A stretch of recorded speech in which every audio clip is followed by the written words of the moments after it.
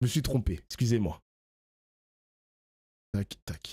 Pour nous expliquer comment nous en sommes arrivés là, quelle est la responsabilité des uns et des autres et vers quoi nous nous dirigeons. La première question, François Bayrou, vous est posée par Marc Fauvel. Bonsoir Monsieur le Premier ministre. Depuis votre annonce surprise lundi dernier, depuis que vous avez demandé la confiance aux députés, on peut dire que rien ne s'est passé comme prévu. Le Rassemblement national puis l'ensemble de la gauche ont dit qu'ils ne vous accorderaient pas leur confiance, ce qui rend vos chances de maintien à Matignon assez faibles, voire nulles. Ma question est donc relativement simple. À qui allez-vous parler ce soir? Aux députés pour tenter de renverser la vapeur ou aux Français pour leur dire au revoir? Ah, c'est fini. Alors sûrement pas au revoir. D'ailleurs, c'est pour ça que vous m'invitez. Si vous avez monté une émission aussi inédite, comme vous avez dit, aussi différente et aussi originale, c'est parce que le sujet est crucial. Et le sujet, la question, ce n'est pas le destin du Premier ministre ou de François Bayrou, et c'est même pas le destin du gouvernement. Les gars, là où je vais vous arrêter, parce que c'est moi le chef du stream, hein, c'est moi le chef d'orchestre. Je ne prends que les questions de Sounaya Mabrouk. Voilà. Là, c'était l'introduction. Je ne prendrai que les questions de Sounaya Mabrouk. Et me dites pas pourquoi les mecs. C'est moi qui décide. La question, c'est le destin de la France. Parce que vous voyez bien ce qui est en train de se préparer, de s'affirmer tous les jours. C'est que si le gouvernement tombe, comme il le souhaite, comme il l'annonce, eh bien ça veut dire qu'on changera de politique. On abandonnera, ou on abandonnerait la politique, pour moi, vitale pour le pays. La politique sans laquelle le pays se place en danger extrême. Qu'on abandonnerait cette politique pour en prendre une autre, plus laxiste, plus abandonnée, plus à la dérive, et on va en parler précisément. On va en parler, effectivement. Vous dites si le gouvernement, vous avez peut-être entendu les propos d'Olivier Faure, le patron du PS aujourd'hui sur BFM, qui dit notre décision de ne pas voter, même de voter contre la confiance, elle est irrévocable. Est-ce qu'il y a une part de testament politique dans cet entretien? Non. Non. Vous y croyez? Si vous... Mais comment il peut y croire, frérot? Ils t'ont tous dit qu'ils vont pas changer d'avis. À un moment donné, les gars, je suis désolé, ces mecs-là, ils sont vraiment délus, hein. Ils sont délus, putain. Mon gars, t'es mort, t'es fini. Ils vont pas retourner leur veste. Alors, comment tu peux y croire? Je pense précisément que les jours qui vont venir sont cruciaux. Et deux, si vous imaginez que je peux abandonner les combats que je mène ici, que je menais avant depuis des années, et que je continuerai à mener après, vous vous trompez. Olivier Faure, qu'est-ce qu'il veut? Il va être à Matignon, il l'a dit, il l'a annoncé, il va s'installer ici, avec un gouvernement dont il aurait exclu LFI, et je ne vois pas où il trouverait d'autres soutiens et d'autres voix, puisque il aurait... Par hypothèse, il s'apprête à faire tomber le gouvernement. Imaginez pas, j'imagine que la majorité actuelle puisse considérer que faire tomber le gouvernement et le remplacer par un autre dont Olivier Faure serait Premier ministre serait naturel, normal. Et Vous avez raison les mecs, Rochebain, je vais prendre les questions de Monsieur Rochebain de LCI. Je vais prendre ces questions-là, je suis pas Haggad non plus, quoi. Affectueux. Donc c'est pas du tout ça. Peut-être il faut s'arrêter au sujet avant de... Justement, Monsieur le Premier ministre, parlons des Français. Les Français savent ce qu'est une dette. Ils l'éprouvent, ils le vivent douloureusement à l'échelle d'un ménage ou à l'échelle de leur pays. La quasi-totalité des Français sait parfaitement qu'un pays endetté, c'est un pays qui n'a plus sa souveraineté, qui n'a plus la liberté. Le diagnostic, votre diagnostic, malgré tout, François Bayrou, est largement partagé. Non. La question est la suivante, permettez-moi. La question est la suivante, nous reviendrons sur le diagnostic. Est-ce que vous estimez qu'il n'y a pas d'autre solution que la vôtre, d'autres alternatives que votre budget, que vos pistes, que vos propositions? Et par exemple, n'est-il pas temps de s'attaquer aujourd'hui à un État obèse qui est souvent dispendieux et parfois injuste? Ça c'est vrai, j'ai beaucoup affirmé cette vision de la réforme nécessaire, des changements nécessaires, de la réorganisation nécessaire de l'État. Ça c'est vrai. On a, au fil du temps, laissé s'organiser aussi, lui, des multiplications d'organisations, d'organismes, d'actions, parfois de ministères, et c'est très difficile à lire, et c'est donc très difficile à faire avancer. Donc ça, c'est vrai. Mais là... Je le hais tellement. Mais merci de le dire, les mecs, hein. Parce que moi, je l'avais tweeté avant-hier ou hier. Il a pas pris le pressing de sa vie, Bayrou, hein. Parce que tout le monde est sur les côtes de Macron, à juste titre. Mais lui, personne n'a attrapé sa veste, hein. On a attrapé sa veste pour monsieur... pour l'affaire Betaram, pas de problème. Mais sur le plan politique, depuis qu'il est Premier ministre, c'est le néant, gros. C'est le néant. Il nous a apporté monsieur Retailleau, il l'a reconduit c'est le néant. Il a ressuscité Manuel Valls, c'est le néant. Et personne lui a mis le pressing de sa vie, frère. Ça, c'est pas normal. C'est pas normal, frère. Casse-toi, mais casse-toi. Question. Il vit sa best Si je life, vous ai mais dit non, oui. si les Français prennent dans les jours qui viennent, prenez dans les jours qui viennent, la mesure, comme vous dites, en disant tout le monde est d'accord. Ben, si tout le monde est d'accord, il faut agir tout de suite. Laissez-moi expliciter l'État obèse, Monsieur le Premier ministre. La France a à peu près 500 taxes et impôts. On taxe notre richesse produite aujourd'hui à peu près 40% chaque année. Les Français, à partir du 15, du 16 ou du 17 du mois, ils ne travaillent plus tellement pour eux, ils travaillent pour l'État. Est-ce que vous dites aujourd'hui, ça suffit? Nicolas qui paye, il n'en peut plus. Oui, mais vous voyez, cette affirmation... Ah, ça, c'est une dinguerie, ça. Voilà, elle a glissé le Nicolas qui paie. Voilà, elle l'a glissé, les gars. qui est tout à fait juste. C'est une affirmation en réponse, si on est d'accord, sur le diagnostic. Là, vous venez faire œuvre de médecin, d'expert, qui dit, moi, j'ai une ordonnance. Et puis, vos voisins... vos cousins sont aussi des médecins experts et ils disent « j'ai une ordonnance ». C'est pas la même, mais on peut en discuter. Ce dont on ne peut pas discuter, c'est la gravité du mal et la précision du diagnostic. Et c'est de ce diagnostic, permettez, je vais vous dire un petit mot quand même, parce que autrement on ne sait pas de quoi on parle. Le diagnostic, c'est quoi? C'est un bateau qui a un trou dans la coque, qui a une voie d'eau. On a compris, putain, elle a dit aussi à la télé, la voie d'eau, le bateau qui coule. On a compris Burger King. Et la cale du bateau se remplit d'eau chaque jour qui passe. Et se remplit d'eau pas aujourd'hui, depuis 50 ans. On n'a pas présenté en France, c'est effrayant de dire ça, on n'a pas présenté en France un budget en équilibre depuis 51 ans. Et donc, budget qui n'est pas en équilibre, ça veut dire déficit... Attends, mais en plus, tu crois qu'il va se passer quoi? Il va retourner à Pau, ni vu ni connu, et vu qu'il est quand même aimé dans sa ville, il sera réélu en 2026. On n'a clairement pas tous les mêmes opportunités de Ofla. Mais les gars, Bayrou, je vous jure les mecs, hein, Bayrou est l'exemple même du carriériste par excellence. La définition, le mot carriériste a été inventé pour Monsieur Bayrou. Vraiment. Vraiment les mecs. Oui, ce mec-là a voulu juste cocher dans son CV Premier ministre. Il ne pense qu'à sa gueule. Qu'est-ce qu'il a fait pour la France, ce mec? Qu'est-ce qu'il a fait, genre? À part se remplir l'estomac, qu'est-ce qu'il a fait? Après, moi, je respecte ce que je respecte.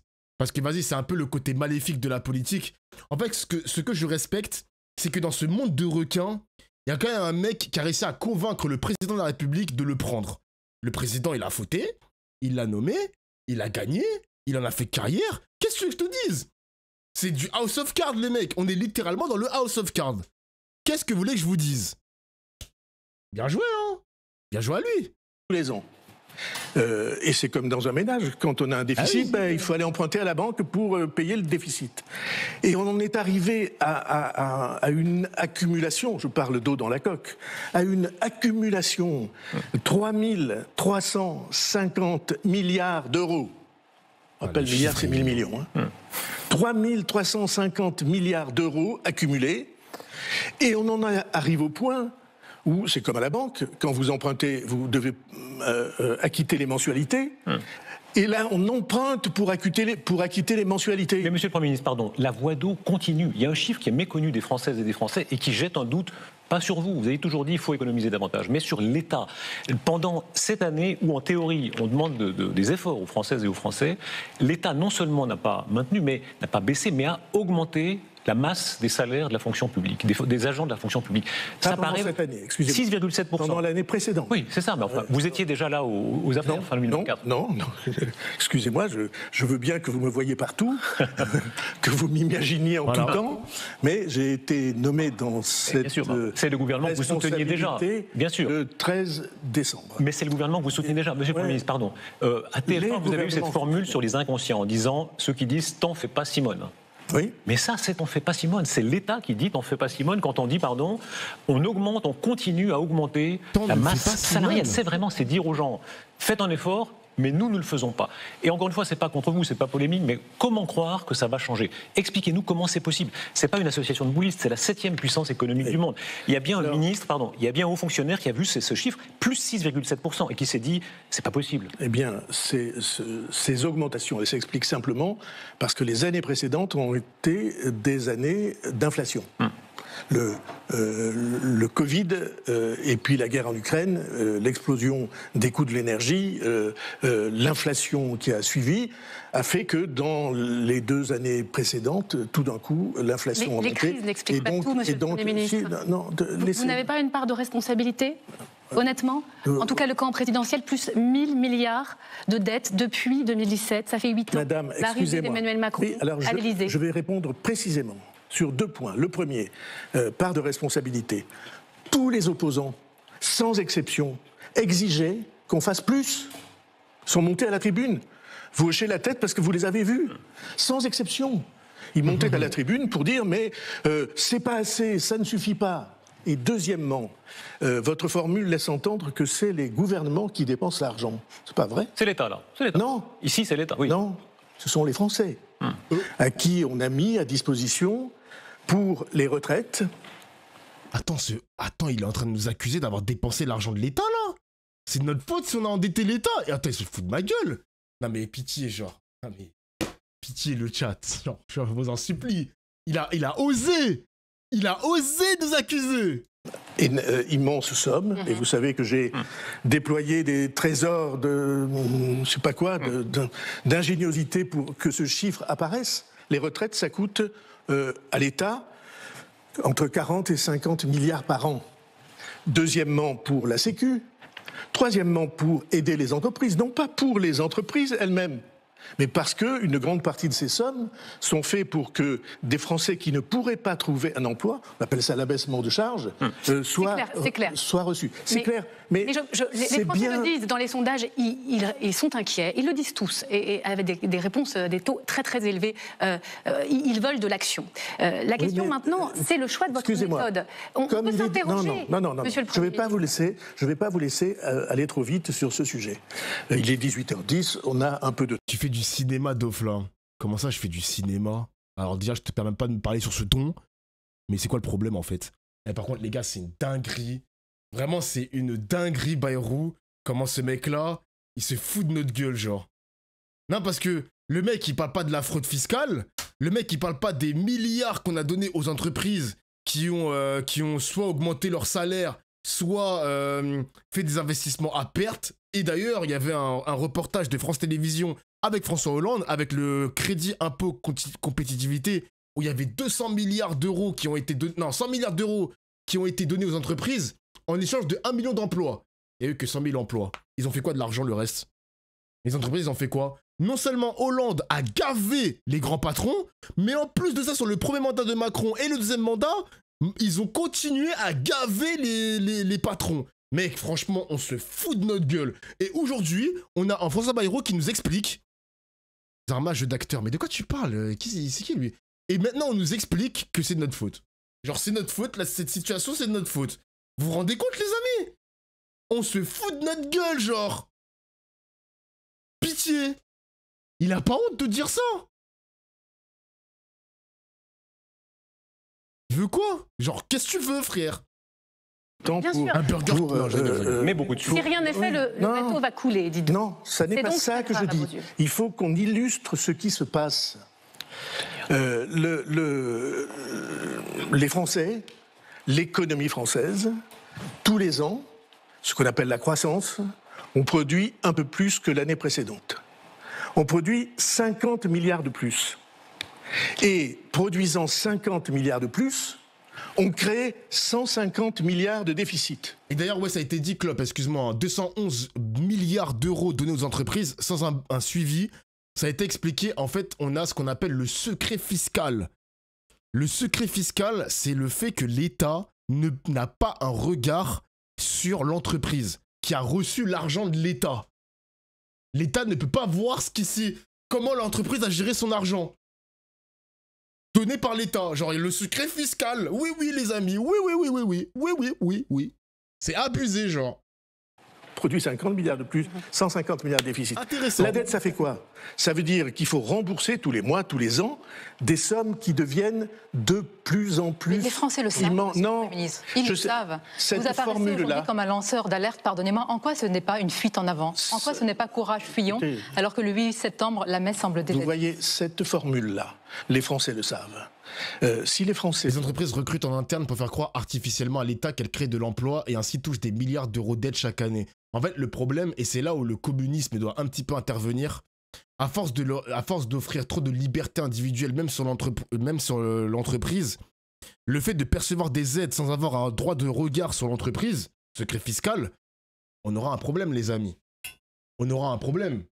On aura un problème parce que l'État qui subventionne, qui aide des entreprises à se développer et à investir, et même chez les grosses boîtes, bah le problème c'est que l'État perd de l'argent. L'État perd de l'argent, je suis d'accord avec ce commentaire. Monsieur Kiwi, je suis d'accord. Donc on a un problème sur ça. Si l'État n'a pas un droit de regard sur la totalité des plus grandes entreprises du CAC 40, on a un problème. On a un problème. Le savaient, nous n'en serions pas là. Ah bon? Si les Français le savaient, il y aurait de leur part un mouvement de mobilisation, et de la part des politiques, des députés, un mouvement de mobilisation. Mais ce n'est pas ce qu'ils disent. Le Parti socialiste vient de sortir des propositions hier. Alors parlons-en. Parlons de la négociation, et c'est Marc Fauvel qui poursuit, puisqu'on suit cet ordre, mais parlons exactement. Ça y est, on va boycotter ce mec-là. Moi, je vais attendre les questions des plus intéressées. Si.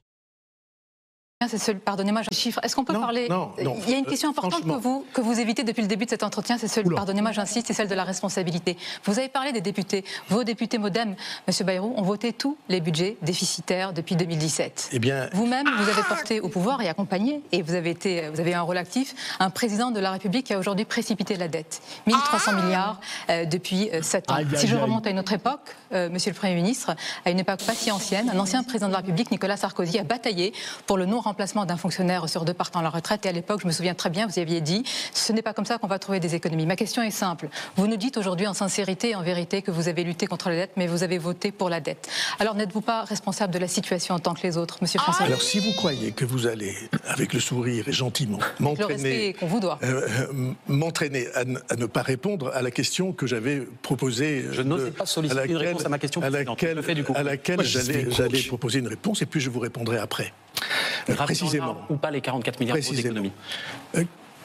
Si nous devons revenir en 2029, au seuil qu'on appelle de 3%, qui est simplement le seuil à partir duquel la dette n'augmente plus. Et si la dette n'augmente plus, alors l'activité du pays fait qu'elle devient chaque jour plus supportable. Si on doit en arriver à ça, alors il faut des étapes. On était à presque 6% de déficit. Nous serons cette année, grâce au budget que nous avons fait adopter, à 5,4%. Et nous avons pris l'engagement d'être à 4,6%. C'est en descendant. L'engagement auprès de qui? 44 milliards. J'y viens. L'engagement auprès de qui?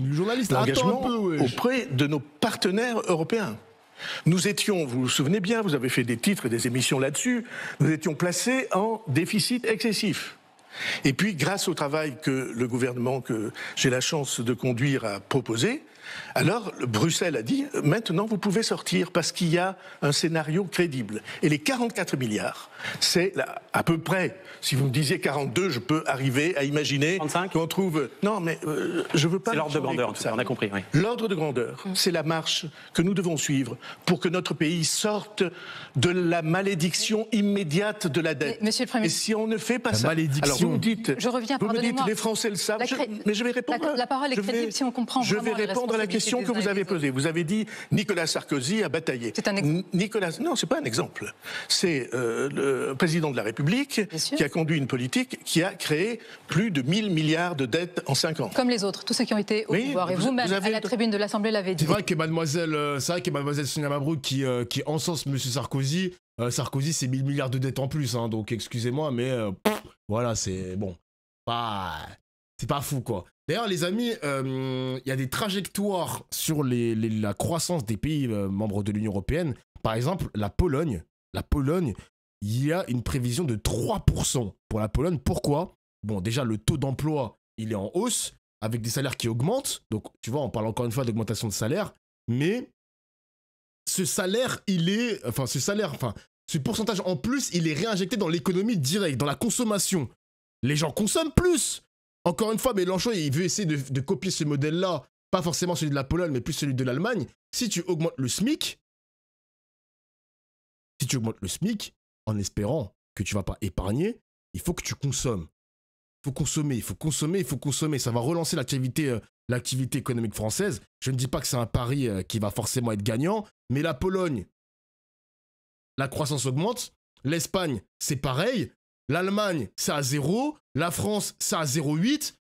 À un moment donné, il y a un problème, mon gars. À un moment donné, il y a un problème. Enfin bref. Est-ce que la Pologne est un bateau? Ben, pour l'instant, le bateau, wow. Le bateau, il n'y a aucun trou, hein, pour l'instant. Après, il faut savoir aussi une chose, je me suis renseigné, les amis. Hein. Oui, parce que la Pologne part de plus bas, je suis d'accord avec toi. J'ai oublié de rajouter quelque chose.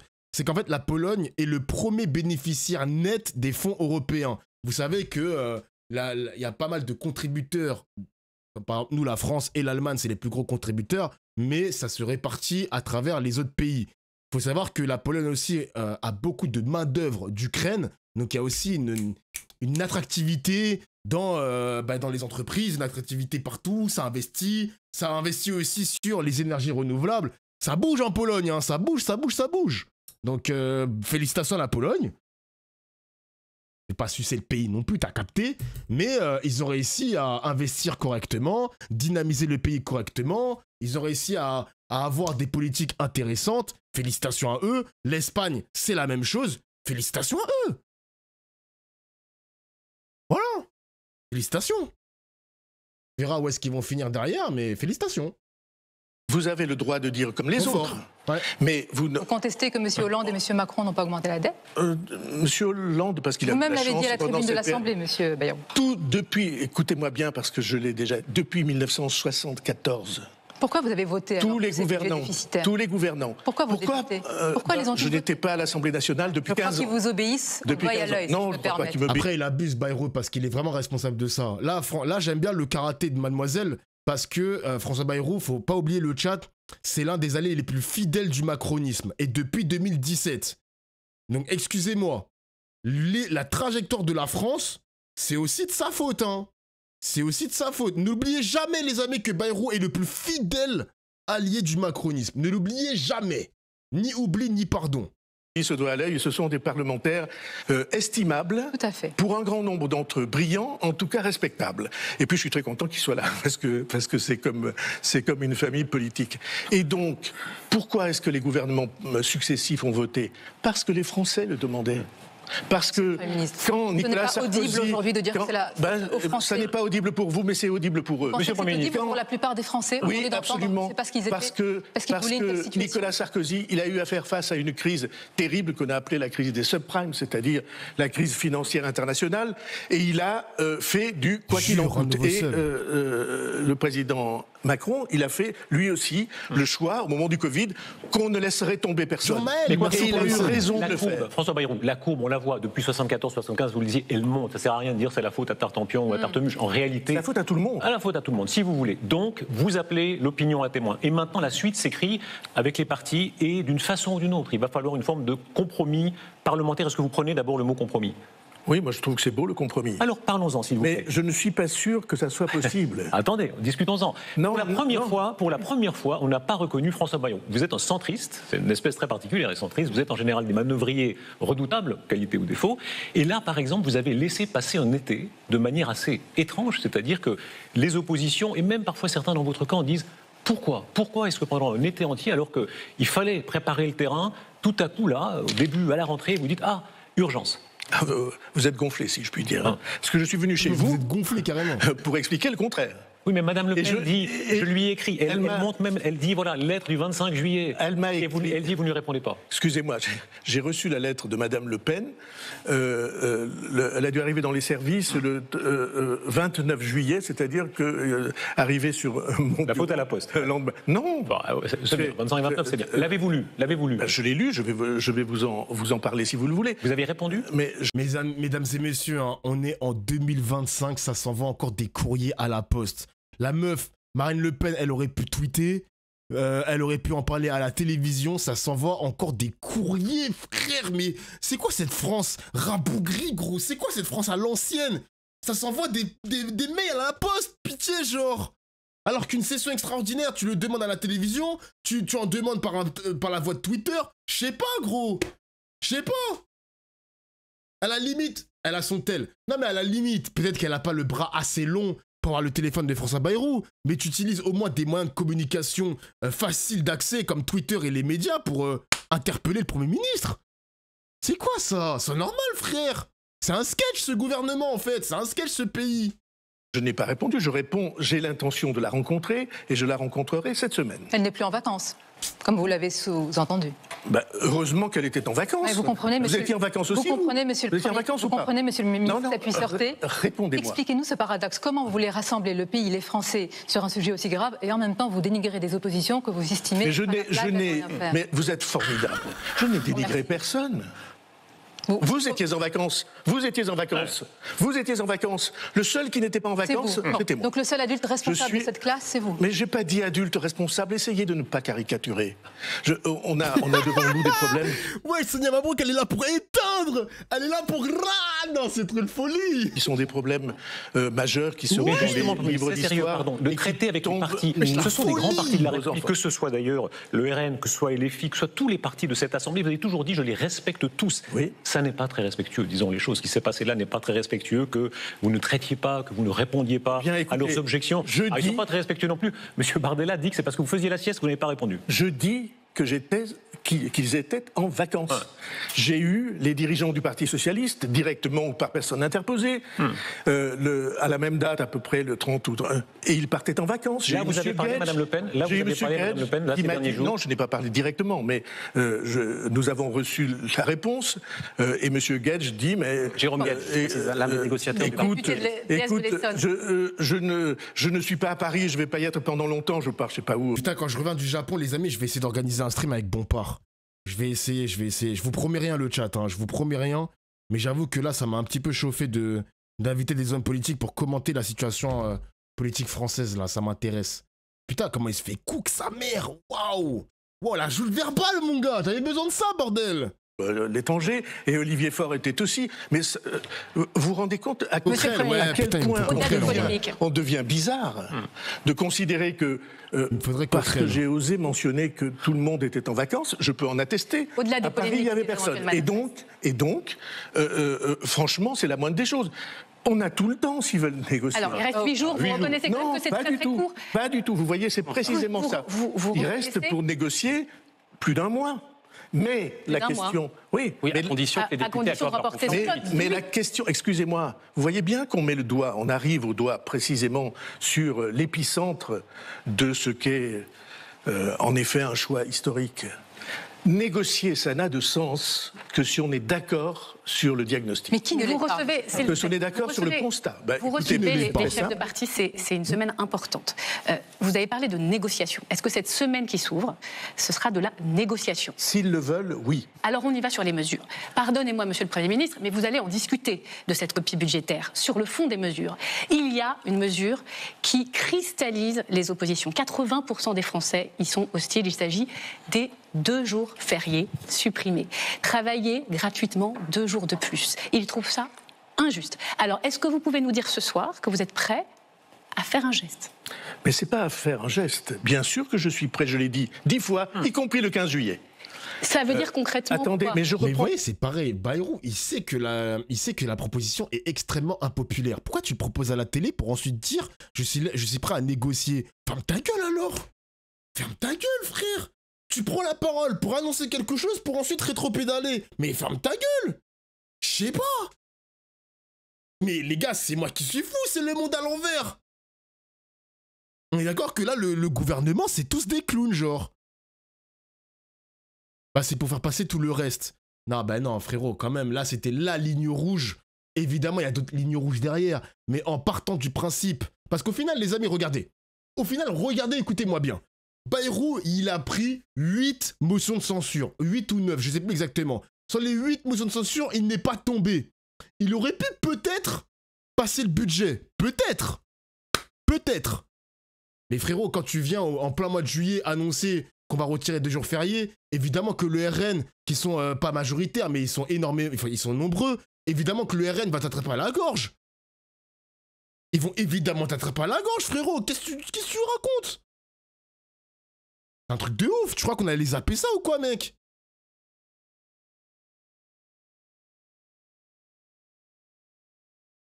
Dofla, est-ce que tu penses faire un lissage brésilien? Dofla, est-ce que tu penses en MMA, tu prends Bayrou? Frérot, t'apportes quoi au stream, en fait? Je comprends pas.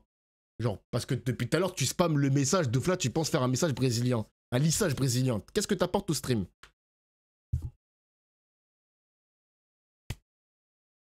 À part ta tristesse, ta désolation, ton chômage et ton diabète, qu'est-ce que tu apportes au stream? Je comprends pas. Je sais pas. Votre formule, vous dites travailler gratuitement. C'est pas vrai, c'est travailler tous les Français. Les artisans, les commerçants, ceux qui ne sont pas salariés, beaucoup ne sont pas salariés, et beaucoup sont salariés qui ne sont pas salariés autant passé. C'est travailler parce que notre pays est au risque et qu'on donne chacun d'entre nous un peu plus. Mais vous comprenez qu'au moment où pourquoi le pouvoir d'achat est un sujet, que vous voulez justement que le travail paie davantage, cette mesure, elle est rejetée, elle est même critiquée dans votre propre camp. On entend des ministres, hein, clairement, qui n'y sont pas favorables. Elle est discutable. Oui. Je vais vous donner les chiffres précis. Elle est tout à fait discutable, cette mesure. Et je vais vous expliquer pourquoi je l'ai choisie. Parce que j'avais envisagé d'autres mesures. J'avais envisagé, par exemple, qu'on passe de 35 heures à 36 heures de travail par semaine. 36 heures. Et puis je ne l'ai pas fait. Pourquoi je ne l'ai pas fait? D'abord parce que je vois l'ampleur des réactions. Et là, deuxièmement, parce que 35 heures, c'est le seuil à partir se déclenchent les heures supplémentaires. Et que, comme je veux que le travail paie plus, après, on peut tout à fait discuter dans chaque entreprise de la manière dont on prend en charge ce surcroît de travail. Mais ça n'est pas une mesure comme les autres. Sur quoi vous êtes ouvert? Est-ce que vous pourriez renoncer à un des jours? Je vais essayer de vous répondre. Et lesquels? Je vais essayer de vous répondre. Je vous écoute. Vous voyez que vous avez réussi à me faire perdre le fil, mais j'y reviens. Cette mesure, c'est pas une mesure comme les autres. Pourquoi? Parce que c'est pas des heures de travail en plus. C'est des journées, 2 jours, 1 jour de travail en plus pour le pays. Le pays qui est arrêté, sauf les commerçants, quelques-uns, et puis les activités de loisirs. Le pays qui est arrêté, il passe à l'activité. Et ça n'est pas quelque chose qui se mesure en minutes de travail. C'est de la richesse créée pour le pays. Alors, les chiffres précisément que je vous ai promis, ça représente quoi, les jours fériés? 4 milliards. Sur un dixième des efforts demandés aux Français. Très bien, c'est ça que je voulais dire. J'ai bien compris ce que vous avez dit tout à l'heure. Vous avez dit si c'est... Tu veux bousiller la vie des Français, parce que quand t'as un jour férié, vas-y. Moi, je profite pas des jours fériés, les amis, parce que j'étais en hôpital. Du coup, je n'ai jamais joui des jours fériés dans ma vie. Mais de manière générale, les jours fériés, ça fait plaisir aux Français. Tranquille, t'as des ponts, tu profites aussi pour te reposer. Pour récupérer que 4 milliards d'euros, sérieusement. Tu peux pas aller les chercher ailleurs que dans les jours fériés, tes 4 milliards de merde. Vraiment, là, on en est là. Pitié, genre. Trop bête, ce mec. C'est maigre, mais bien sûr que c'est maigre. Mais bien sûr.